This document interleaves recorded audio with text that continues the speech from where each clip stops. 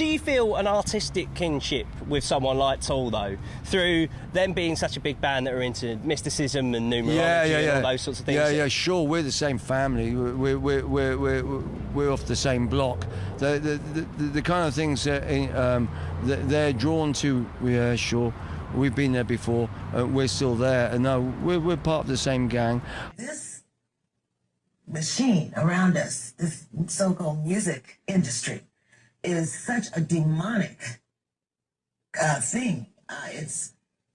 It sacrifices people's lives. When she said that, I sat there in my bed and just said, somebody gets it.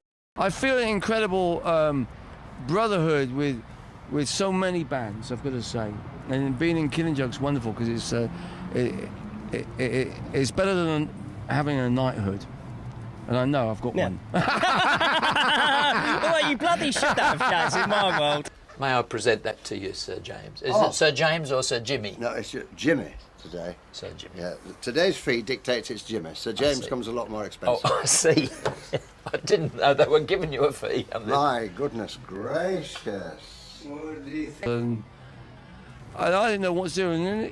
And then I was saved because I got another commission, and this time it was from the Lucis Trust. And I then became Secretary of London, and then in 2012, President of the Lucis Trust. Now, theosophy means wisdom of God, or divine wisdom. It's an odd combination of several things, including Buddhism, Hinduism, spiritualism, and Gnosticism.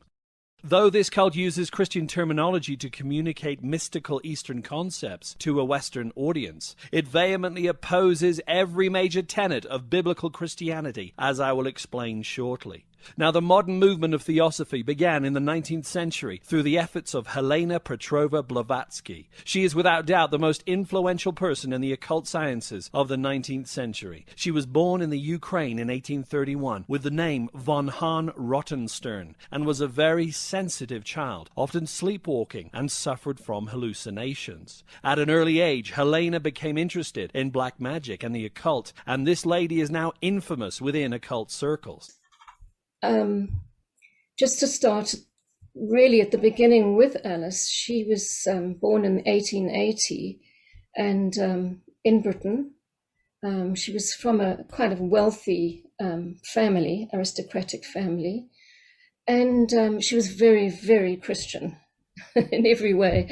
And at one stage, I think she was about 15 or something, she was alone in the house, and a man with a turban came in through the door and unannounced and told her he had very important work for her when she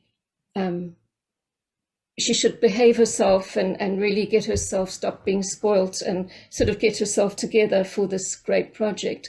And so I think she just assumed that was Jesus or somebody. But in fact, it was another adept who she would contact a couple of times during her life. And to occupy a large place in her religious beliefs. She then went back to Europe and founded the esoteric school of theosophy in London, which still exists today. Faith, respect to all religions, all major religions, and some kind of attitude, non-sectarian principle. So the members, first, you yourself, say, having that kind of sort of attitude, then you become true member of the Theosophical Society. Isn't it? So in that sense, I think I am one of the candidates of your society's member. In fact, on their website, they state one of their purposes is to unite mankind under the banner of goodwill, regardless of their religious affiliation or organization. They claim that, quote, theosophy is no new candidate for the world's attention, but only the restatement of principles which have been recognized from the very infancy of mankind, unquote. One thing is for sure, my friend. Men have been channeling demons since times of antiquity, so I'm pretty certain that's what they're talking about when they mention man's infancy. So it sort of shows the life of discipleship, that you are thrown in the deep end, you have every experience, and was at that low point that her transformational work began, and she came across two pupils of Madame Blavatsky of the Theosophical Society, and they took her through the secret doctrine and various teachings, which she picked up and she loved, and she used to read at night whilst doing the ironing late at night. Now, the word esoteric means knowledge that's restricted to a small group of people or limited to a smaller circle, but hidden from the masses, similar to the philosophy of the Freemasons. The term esoteric should give us a red flag, my friend. Jesus did nothing in secret. There was no secret gospel. Everything was out in the open, in contrast to what the Gnostics believe. Helena Blavatsky died at the age of 60 in 1891 in London, having established the Esoteric Society of London, and simultaneously the American branch of the Theosophical Society was headed up by Colonel Olcott. Currently, there are about 35,000 followers of Theosophy worldwide in about 60 countries. Theosophy is an eclectic system, and it's most heavily influenced by Hinduism and Gnosticism. Theosophy's view of man and the universe is one of evolution, in the sense that each person is slowly evolving through various planes toward a union with, quote, absolute. This process requires many cycles of reincarnation before it's reached. As I said before, Hebrews 9:27 makes it very clear that reincarnation is a false teaching, my friend. And it says, and as it is appointed unto man, once to die, but after this, the judgment. To do a piece that uses the spiritual arm of the United Nations. Credible United Nations can use its peacekeeping role to fulfill the promise and vision of the UN's founders. Where people are punished for complaining, something the UN vehemently denies.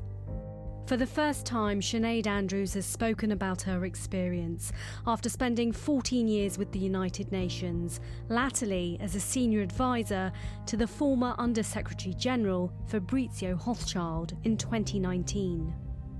So it's very hierarchical, and as a result there's a power dynamic, and that creates this culture of, it's hard to explain, that you're either pursuing power, you're very loyal to power, or you're afraid of power.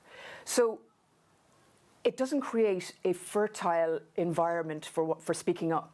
According to Blavatsky's teachings, there are 3 root races of humanity that we're evolving into, and we're headed for higher levels in each evolutionary phase. Number 1 was the Lemurian race. Secondly was the Atlantean race. And finally, the form they claim we are headed to is, get this, the Aryan race. Does that sound familiar, friend? The Aryan race was the utopian race that Hitler desired to birth through the German people via eugenics. In fact, the ideology of Nazism was based upon the belief that the Aryan race or master race were in fact the Germanic peoples, or the third root race described by Blavatsky.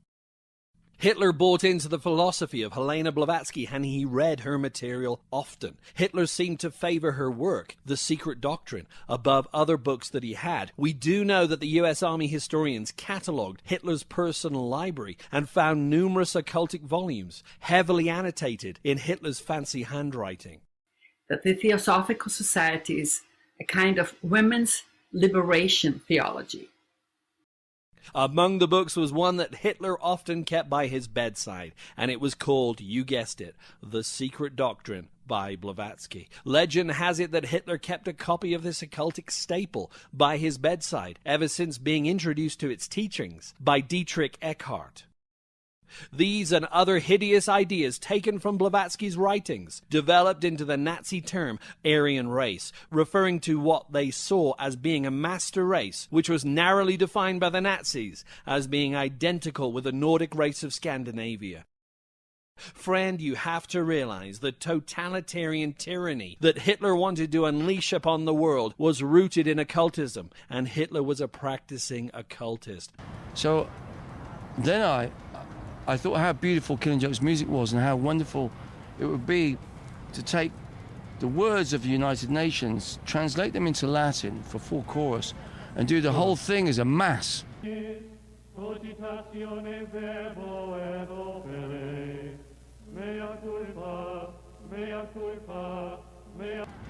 As a mass, as one work to bring everything together.